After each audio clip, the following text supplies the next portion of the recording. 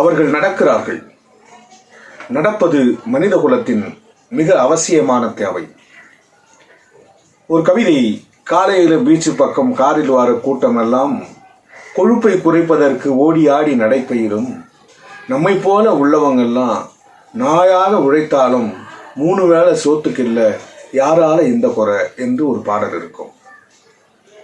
நடப்பது என்பது கொழுப்பை குறைப்பதற்கும் உடலில் வலிவை சேர்ப்பதற்கும் என்ற நிலைமை மாறி இன்று நடக்கிறார்கள் என்று இந்தியாவில் சொன்னால் அது புலம்பெயர் தொழிலாளிகளை குறிக்கும் ஒரு மாற்றுச் சொல்லாக மாறிப்போயிருக்கிறது. அவர்கள் நடக்கிறார்கள். அந்த நெடுஞ்சாலையின் தார் முழுக்க சிவந்து போன இரத்தமாக மாறி இருக்கிறது. வெடித்து சிதறும் அவர்களுடைய இரத்த நாளங்கள் இன்றைய வரலாற்றின் பக்கங்களை சிவப்பு வண்ணமாக மாற்றிக் கொண்டிருக்கிறது. 2 துன்பங்களை தொழிலாளிகள் அடைந்து கொண்டிருக்கிறார்கள். கொரோனா என்ற பேரிடரின் தாக்குதல் ஒரு பக்கம், தங்களுடைய வாழ்வை பாதுகாக்க வேண்டும் அந்த நோயிலிருந்து என்று நினைக்கின்ற மனம் ஒரு பக்கம், இன்னொரு பக்கம் வாழ்வாதாரங்களை விட்டுவிட்டு நடக்க வேண்டுமே, பாதுகாப்பற்று யாரும் நமக்கு பாதுகாப்பு தரக்கூடியவர்கள் இல்லையே என்கின்ற ஏக்கம் ஒரு பக்கம். இப்படி 2 துன்பங்களை அடையக்கூடியவர்களாக இந்தியாவில் தொழிலாளிகள் இருந்து கொண்டிருக்கிறார்கள். ஒவ்வொரு மாநிலத்திலிருந்தும் வேறு வேறு இடங்களுக்கு புலம் பெயர்ந்து தங்களுடைய வாழ்க்கைக்காக சென்றவர்கள் இப்படி திடீரென்று ஊரடங்கு உத்தரவு வரும் என்று தெரியாமல் அதே இடத்தில் இருந்து விட்டார்கள். ஊரடங்கு உத்தரவு வந்த பிறகு வேலையின்மை என்று ஒன்று வந்த பிறகு குடிப்பதற்கு கூழ் இல்லாமல், சாப்பாடு இல்லாமல், வேலை இல்லாமல் தாங்கள் வாழ்கிற ஊருக்காவது சென்று விடுவோம் என்கின்ற எண்ணத்தில் அவர்கள் நடக்க ஆரம்பிக்கிறார்கள். ஏன் இதை எங்களுக்கு முதலிலேயே தெரிவிக்கவில்லை என்ற அவர்களுடைய கேள்வி மிக முக்கியமானது. தங்கள் மேல் இரக்கமில்லாதவர்கள் ஆட்சியாளர்களாக இருக்கிறார்கள். மக்கள் என்பவர்கள் வெறும் பணக்காரர்களாகவும் பெரும் வங்கி பணங்களை கொள்ளையடிப்பவர்களாகவும் இருப்பவர்கள்தான் என்ற முடிவுக்கு வந்தவர்கள் ஆட்சியாளர்களாக இருக்கிறார்கள். இப்படி துன்பப்படுபவர்கள் மேல் கரிசனம் காட்டும் கடைநிலை மனிதர்கள் மேல் தங்களுடைய கைகளை நீட்டுகிறவர்கள் ஆட்சியாளர்களாக இல்லை என்பதுதான் மிகப்பெரிய வருத்தம். இன்றைக்கு வட மாநிலங்களில் நடந்து கொண்டிருக்கிற தொழிலாளிகளுடைய துன்பங்களை பார்க்கிற பொழுது நமக்கேன் கண்கள் இருக்கின்றன என்பது மிகவும் முக்கியமானதாக இருக்கிறது.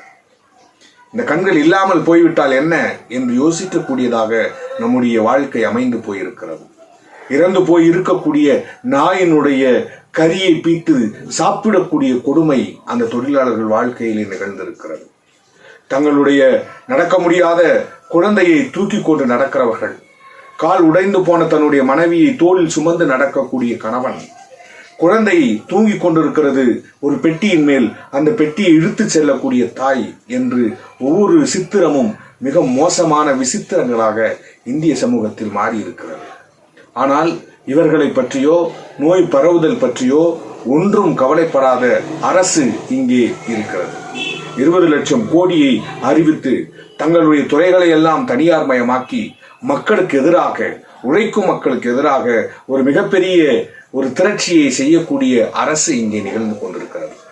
ஆகையினால் தான் மக்கள் துன்பப்படுகிறார்கள்.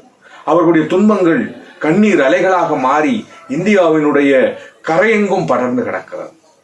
அவர்களுடைய துயரங்கள் எல்லாம் பறவைகளாக மாறி இந்தியாவினுடைய வானெங்கும் பறந்து கொண்டிருக்கிறது. சுதந்திர போராட்ட காலத்தில் பிரிவினையின் போது இப்படி நடந்து கொத்து கொத்தாய் செத்துப்போன இந்தியர்கள் உண்டு. ஆனால் தங்களுடைய ஆட்சியாளர்கள் செய்த தவறால் தாங்கள் இப்படி ஒரு பெரும் துன்பத்தை அனுபவிக்கிறோம் என்று மக்கள் உழன்று அழுகின்ற கொடுமை நிகழ்கின்ற இந்த நேரத்தில் நாம் எல்லாம் அவர்களுக்காக என்ன செய்கிறோம் என்பது பெரிய ஒரு கேள்வியாக இருக்கிறது. அவர்களுடைய குரலாக, அவர்களுடைய ஒளியாக, அவர்களுடைய விழியாக, அவர்களுடைய கால்களாக நாம் மாறாதவரை அவர்களுக்காக பேசி என்ன இருக்கிறது? ஆம், தொழிலாளர் தோழர்களோடு நாம் ஒன்றிணைவதுதான் புதிய மாற்றத்திற்கான வழியாக இருக்கும்.